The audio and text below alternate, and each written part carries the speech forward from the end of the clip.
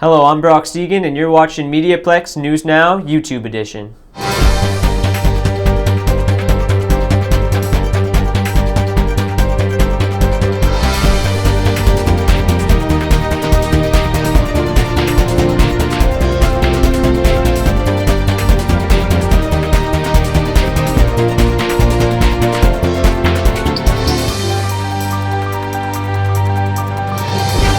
Breast cancer research and Christmas shopping go together well, so we sent April Colby to Chatham to report on the Christmas Bazaar.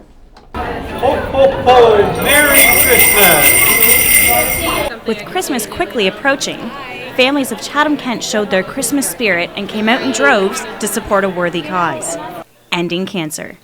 They took advantage of the opportunity to shop, socialize, eat breakfast, and share their good cheer with other members of the community last Saturday at a Christmas craft show featuring a very special guest, Santa Claus. Janice Artis and Chrissy Ryu are two members of the Cosmo Chicks Relay for Life team.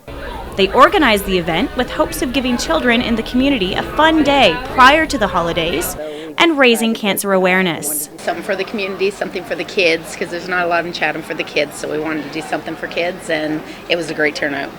Had a really good turnout. We've had the breakfast with Santa, the gingerbread shop, the craft shows going on.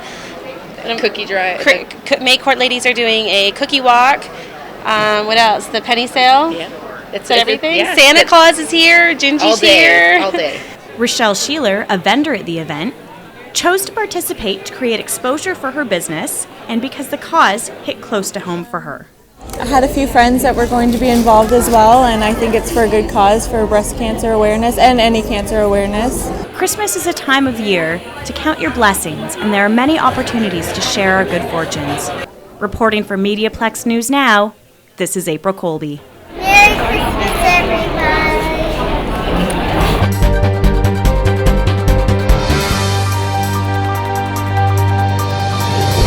The annual LaSalle Santa Claus Parade took place Sunday, December 5th, and Catherine Dionisi has the story.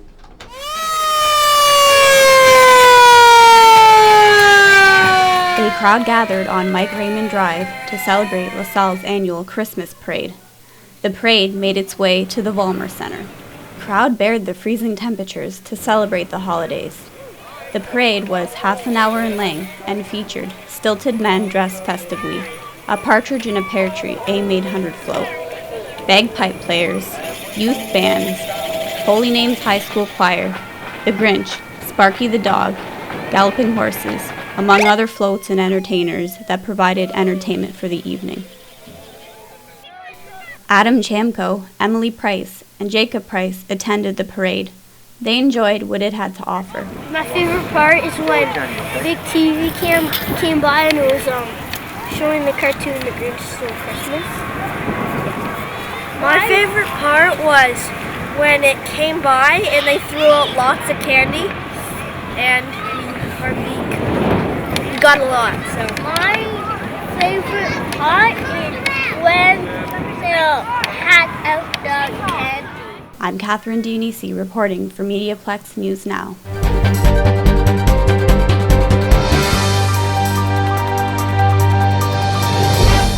Windsor's a city of diversity, and we have many opportunities to celebrate. We sent Darren Breckles to cover the Carousel of Nations Museum exhibit. This year marks the 35th anniversary of the Carousel of Nations Festival in Windsor. It is one of the largest community-based events in the region and the longest-running annual festival in Ontario. To mark the occasion, the Multicultural Council of Windsor and Essex County have partnered with the Windsor Community Museum for an exhibit of the community's collective carousel memories. Hugh Barrett was the curator of the exhibit. Well, they had the anniversary was kind of in May, okay. So we opened this exhibit, which runs for about a year, and then they had different events as part of the carousel, like different special events, and they're looking at doing something further at the Multicultural Council. Okay. After the exhibit finishes. The exhibit features hundreds of photos and wall plaques as well as cultural artifacts from several nations. The Windsor Community Museum is located at 254 Pitt Street West. In the winter, it is open Tuesday to Saturday, 10 a.m. to 5 p.m. I'm Darren Breckles for MediaPlex News Now.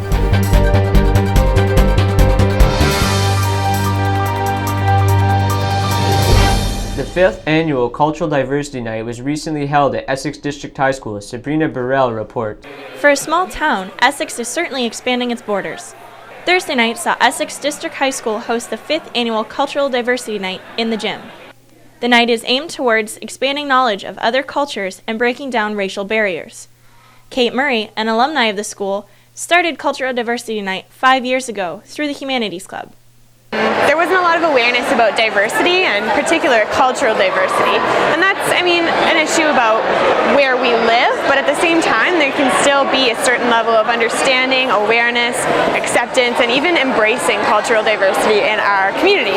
So we started out just a group of us with a club called the Humanities Club, and we held the first Cultural Diversity Night in the library, which turned out to be a success, and we just kind of, I guess you could say, roped people in with food and entertainment, and through that I think people got a real eye-opener, like, wow, there's so much diversity out there, we can explore it, we can ask questions, and it became sort of a forum for people to learn more. The event showcased displays from different countries, interactive activities, and of course food from all over the world. Jennifer Alexander, head of the English department at Essex High, was a firm supporter of Cultural Diversity Night when it started and has kept it going strong in the years that followed. She says it's important for small towns like Essex to experience this kind of diversity. I think it's important in a small town like Essex because there isn't a huge amount of diversity in Essex. That's not to say there won't be down the road, I'm sure there will be, but I think that nights like this help to break down barriers and help us to see that at the end of the day we're all human beings, and it helps eliminate some of the fear or misunderstanding that might be in the community. It's like a taste of the whole world at your doorstep. You get a little bit of everything. You get cultural background, food, interactive lessons, maybe some dancing, some really interesting booths. We've got Engineers Without Borders here tonight. We also have a young woman with information about the Ojibwe culture, and we have 10,000 villages fair trade shopping. Not only did the event raise awareness to cultural differences, but the admission of $5 went towards building wells in Africa, and all canned goods raised were sent to the Essex Food Bank. For MediaPlex News Now, I'm Sabrina Burrell.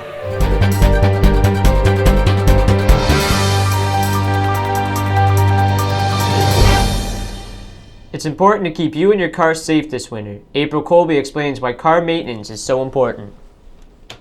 Winter maintenance is something a lot of vehicle owners tend to overlook. Without making sure your vehicle is prepped and ready for southwestern Ontario's sometimes unpredictable winters, you could wind up in an uncomfortable situation. Al's garage owner, Al Vanderweed, says making sure your car, truck, or SUV is winter ready is always something that should be in the back of every vehicle owner's mind.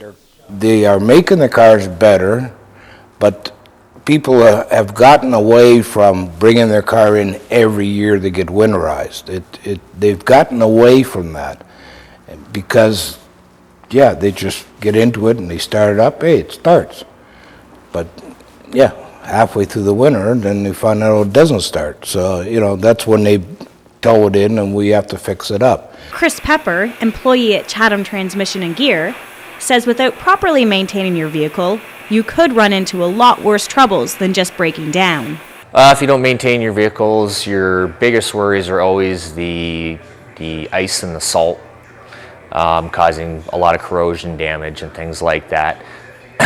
Spinning tires obviously causes a lot of problems for differentials that are located inside the front wheel drive transmissions and rear ends on rear wheel drives.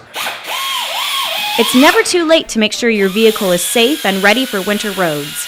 Make sure your vehicle is prepared to deal with southwestern Ontario's blustery cold winter months. Otherwise, you might wind up out in the cold. This is April Colby reporting for MediaPlex News Now.